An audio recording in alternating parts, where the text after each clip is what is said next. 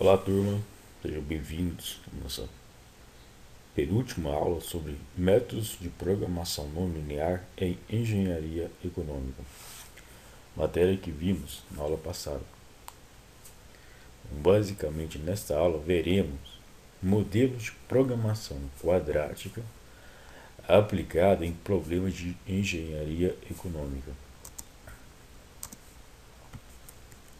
Então, primeiramente, falaremos sobre o algoritmo gradiente reduzido generalizado, o GRG, que é o algoritmo que a maioria dos softwares que trabalham com algoritmos exatos trabalham, por exemplo, o Excel, ok?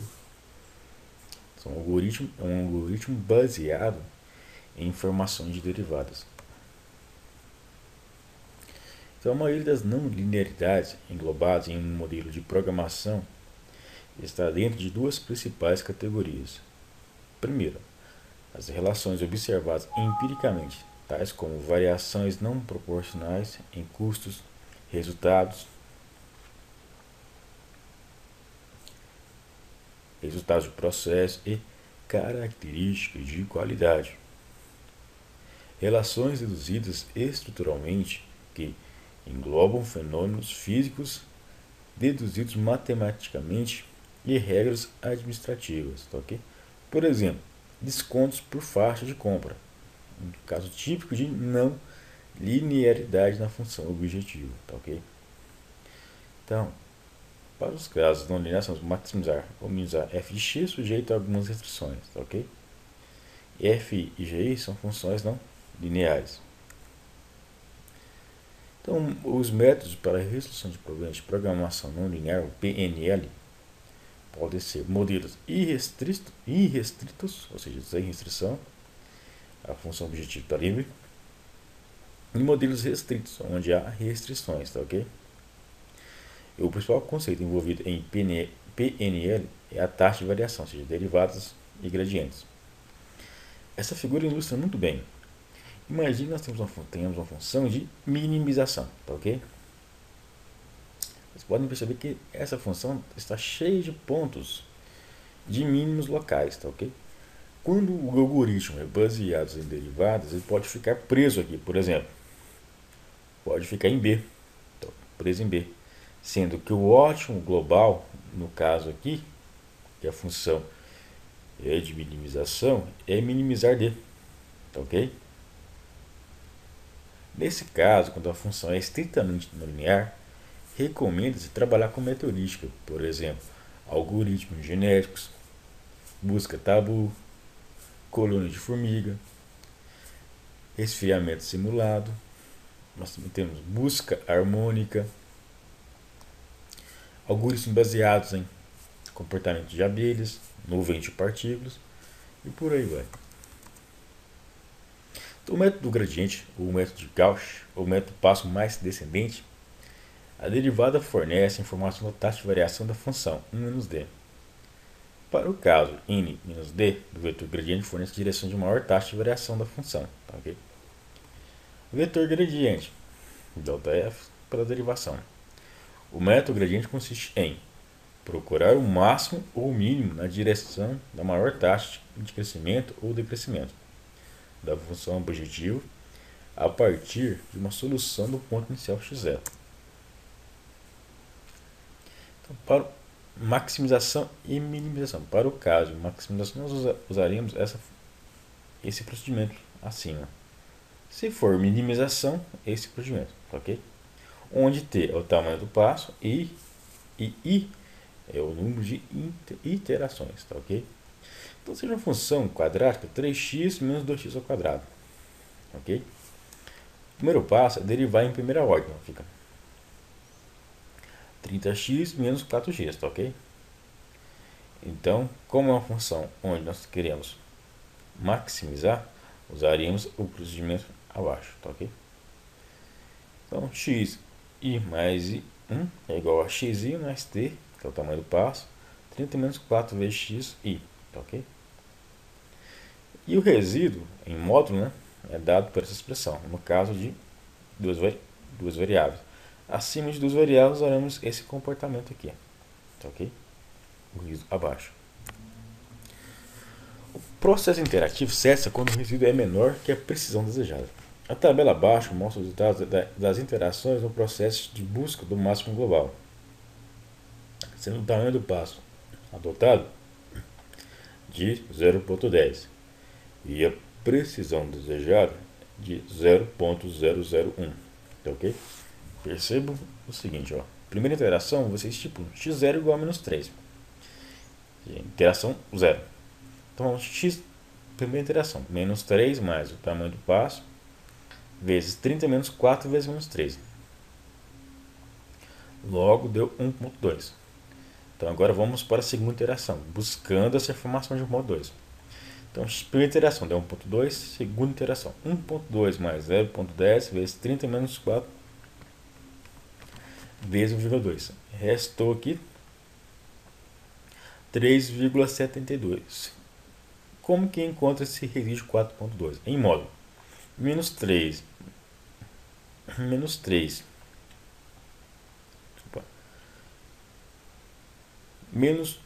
1,2 menos 3,72, módulo, resta quanto? Resta 4,2, ok? Desculpa, menos 3 aqui, menos 1,2, resta 4,2, tá ok? Terceira interação, 3,32, que veio daqui, mais 0,10 vezes 30 menos 4 vezes 3,72. Deu 5,32. Resíduo 1,2, ok? Vezes aqui, menos 3,72. Logo, restou 2,72. E assim até encontrar a precisão desejada. Então foram necessárias aqui para realmente zerar em torno de 25 iterações, tá ok? E para obter o resíduo desejado de forma gráfica, né, forma exponencial, vocês podem perceber que foram gastos aqui em torno de 26 interações. Estou avançando. Nos cursos básicos do cálculo 2, nós vemos como encontrar máximos e mínimos em funções. Então determine se a seguinte função é côncava ou convexa. Sendo assim, demonstre seu ponto crítico de mínimo ou máximo. Então percebam o seguinte, como uma função de onde nós temos um termo aqui de fração, utilizaremos essa regrazinha. Essa regra 1 sobre v, ou seja, u' vezes v menos u vezes v' dividido por v ao quadrado, tá ok? Então, derivando x1 e depois derivando x2, tá ok? Obteremos essas equações aqui em primeira ordem. Então, resolvendo esse sistema na região, tem x1 igual a 2 e x2 igual a 1. Para confirmarmos se temos um ponto de mínimo ou de máximo, podemos substituir os valores dos pontos críticos na segunda derivada da função. Então, derivando essa função em segunda ordem, nós teremos esses valores aqui, tá ok? Substituindo essas equações x1 igual a 2 e x2 igual a 1, obteremos 20 e 80.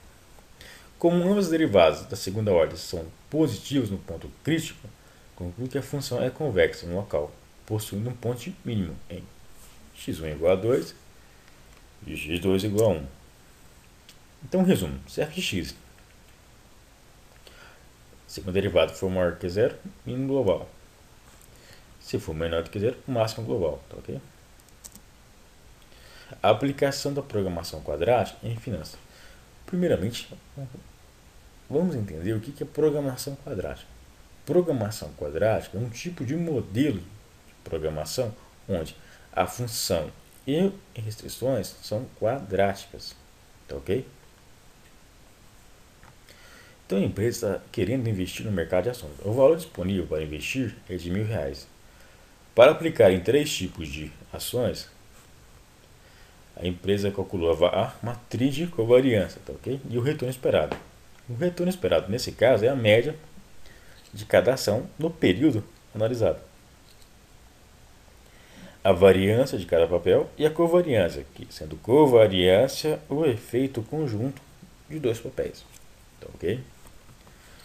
Lembrando que na teoria estatística, para encontrar o risco global, é feito pelo quadrado da variância mais 2 vezes a covariância, tá, ok? Então a modelagem é feita da seguinte forma: somatório de xi ao quadrado vezes a sua variância mais 2 vezes a covariância de xi com xj, sendo xj diferente de i, tá, ok? A primeira restrição mostra a proporção de capital a ser aplicada em cada papel, e a segunda o retorno mínimo desejado. Então seria 0,2x1 ao quadrado, a variância de x1, variância de x2 e a variância de x3, mais 2 vezes a covariância de x1 com x2, mais 2 vezes a covariância de x1 com x3, e por fim, mais 2 vezes a covariância de x2 com x3, ok? E aqui nós temos o retorno mínimo desejado, ou seja, 0,14x1, 0,11x2 e 0,10x3 tem que ser maior ou igual a 12%. Uma restrição linear. E x1 mais x2 mais x3 tem que ser igual a 1. Logicamente, as variáveis têm que ser maior ou igual a 0. Então, para descobrirmos se a solução obtida será uma solução global, temos que recorrer à primeira derivada e à segunda derivada e por fim a matriz hessiana, ok? Derivando em primeira ordem, depois derivando em segunda ordem, obteremos a matriz H, que é a matriz hessiana, tá, ok? O determinante de primeira ordem vale 0,4, o determinante de segunda ordem 0,055 e o determinante de terceira ordem vale 0,02. Como os três determinantes são maiores que zero, a função é convexa. Ou seja, se a função é convexa e as extensões são lineares, ou seja, também são convexas, a solução será uma solução ótima global. Tá, ok? Então, resolvendo este problema, obteremos esse comportamento aqui. O máximo a ser aplicado em cada papel, 7,7%, será o risco mínimo, tá, ok? Aplicaremos em reais R$ 3.690 em A1, R$ 5.230 em A2 e R$ 1.080 em A3, tá, ok? Atendendo o retorno mínimo desejado. Para que vocês possam ter uma ideia, esse gráfico mostra a volatilidade diária desde o início do ano até 11 de 5 de 2011. Percebam o seguinte: o quanto o índice Ibovespa oscilou nesse período. Ou seja, o mercado de ações é um mercado de expectativas ou um mercado psicológico, tá, ok? Bom, pessoal, a segunda parte da nossa aula é como modelar esse problema de programação quadrática na linguagem de modelagem GANs, tá, ok? Lembrando que, como as covariâncias são combinações, percebam o seguinte: se fossem 10 papéis, seriam 45 covariâncias. Se isso fosse feito por Excel, seria muito fácil de cometermos algum erro, ok? Em GANs isso é feito de forma mais tranquila e sem erros. Então vamos aqui em GANs. Vamos escrever os primeiros comandos, sets. O comando set em GANs é um comando que vamos mostrar para o software que vamos escrever os objetos, okay? Os conjuntos. Vamos chamar de I de ações, ok?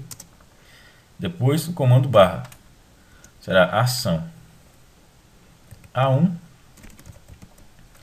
até a ação A3. Então basta colocar asterisco A3 e fechar barras, tá, ok? Vamos agora em Options, escrever decimals com 2 casas decimais, tá, ok? E vamos ao comando aliás, tá, ok? O comando aliás é um comando de subconjuntos. Vamos colocar I, I, I, I.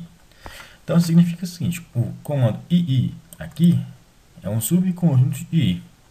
E os elementos que estão em I também estão contidos em II, tá ok?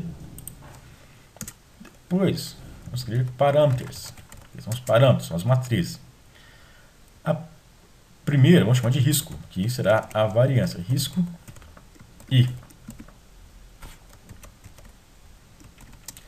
Então, escrevemos matriz de variância para cada ação I. Ok? Então, barra A1. Então, A1 vale 0.2, A2 0.08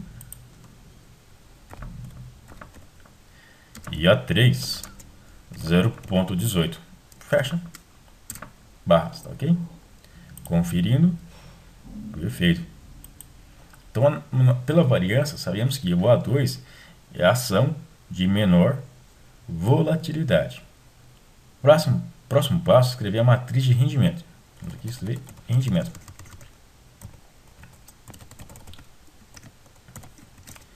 Então, a matriz dos rendimentos para cada...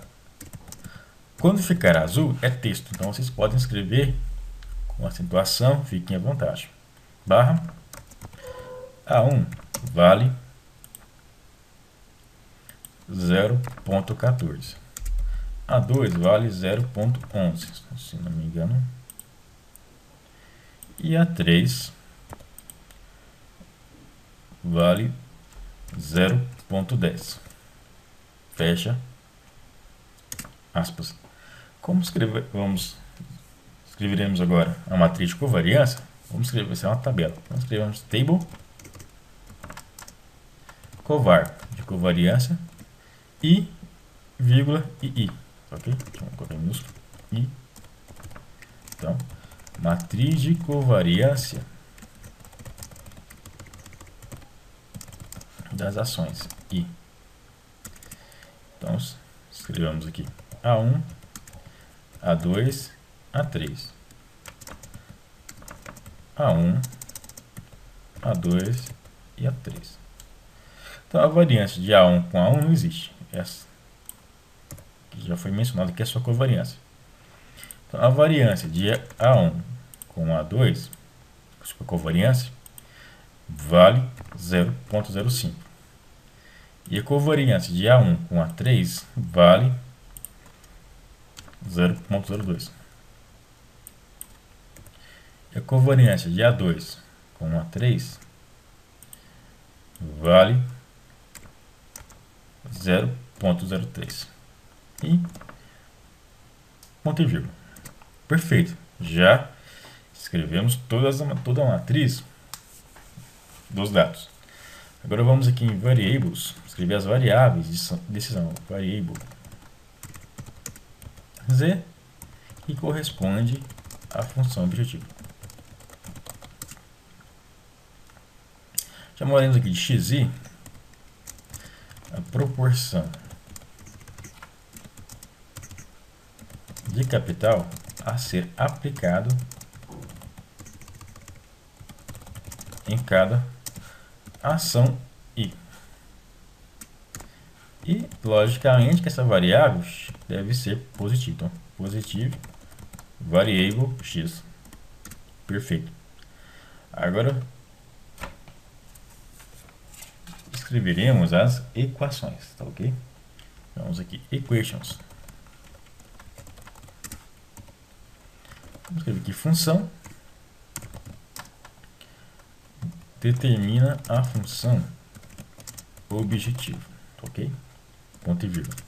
Então, função, sempre depois de função, dois pontinhos, z igual a e, lembrando que igual a e é de igualdade, igual a l, menor ou igual a g, maior ou igual, conforme está na apostila. Então teremos que escrever o seguinte comando aqui agora. Essa equaçãozinha.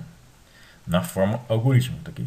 Xi ao quadrado vezes somatório de xi ao quadrado vezes a sua variância, mais duas vezes o somatório de I da variância, das variantes de x e xj, sendo xj diferente de I, tá ok? Em linguagem Gauss, seria somatório, tá ok? De x, que é a variável de decisão, a, tá ok? Depois, ponto e vírgula, desculpa que só um parênteses, SQR significa potente de 2. Então, SQR de quem? Porque é o somatório de x, né, pessoal? É o somatório de I, que nós vamos somar, igual está aqui na formulação, somatório de I igual a 1. Então, vamos aqui. Somatório de I, SQR, significa potência de 2, tá ok? Abre parênteses, x, agora sim, x, I, tá ok? Vezes o risco, que é a matriz de risco, né? De I. Então, nesse procedimento aqui, fizemos o seguinte. A primeira parte da equação,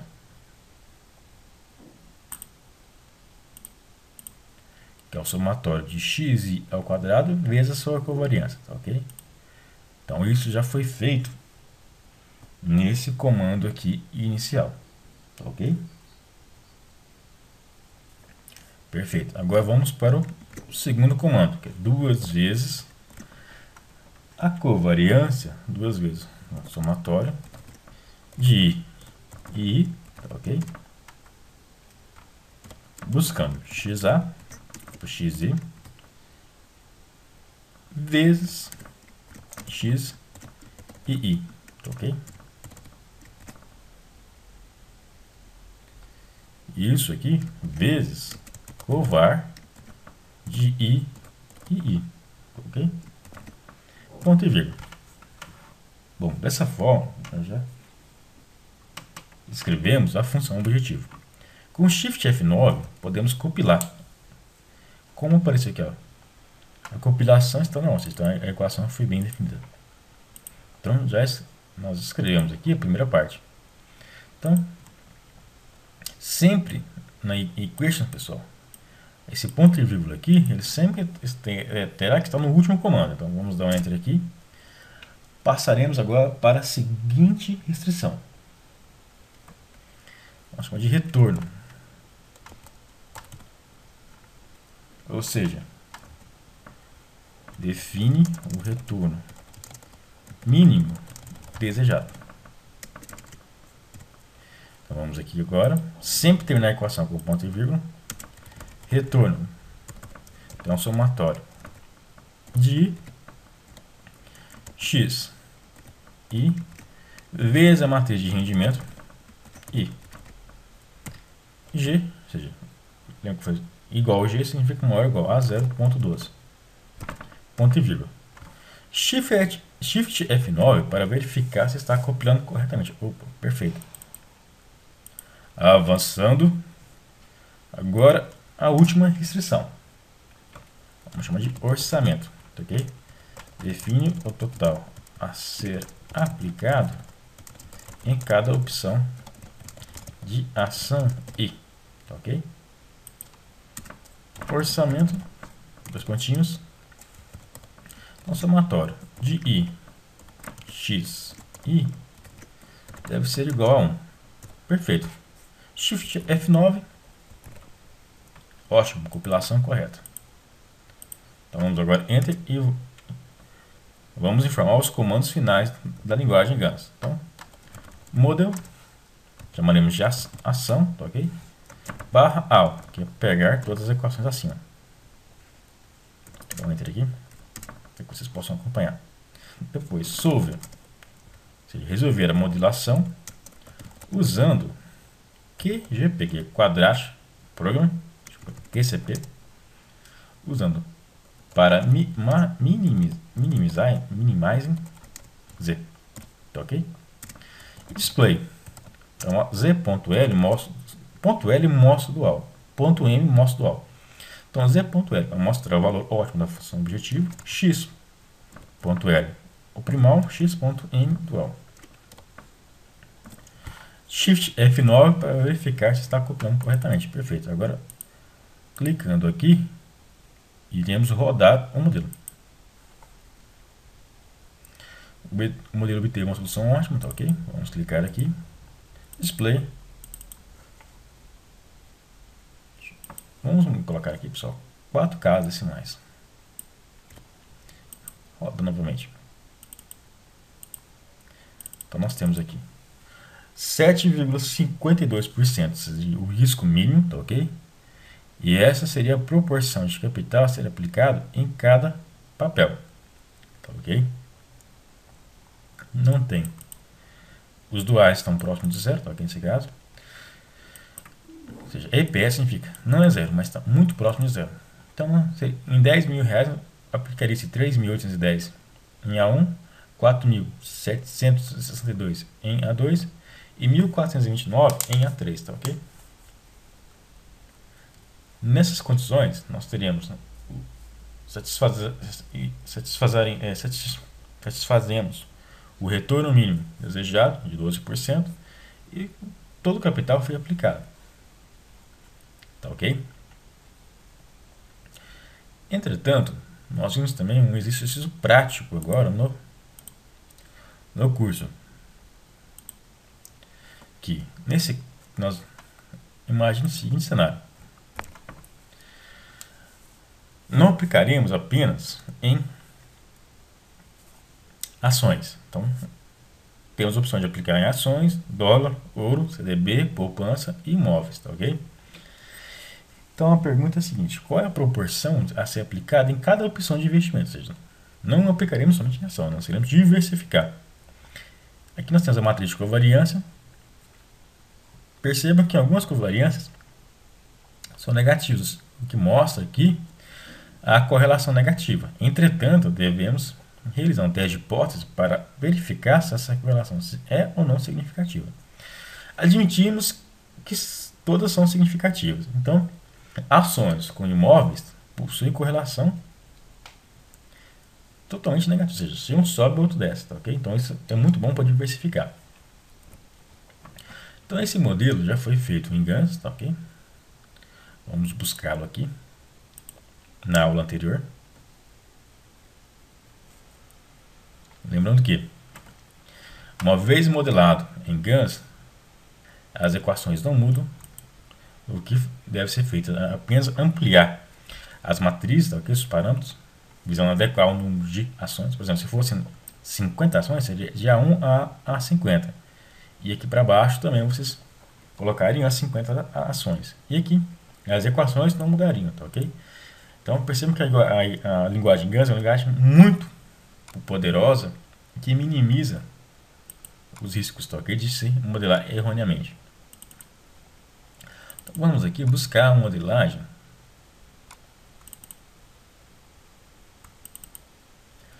deste exemplo, tá ok?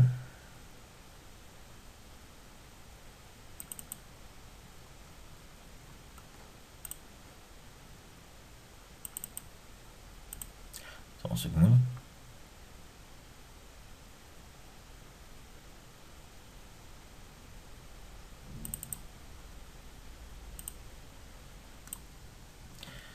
Bom, pessoal, para modelar esse problema em linguagem GANs, segue a mesma rotina feita na modelagem anterior, tá ok?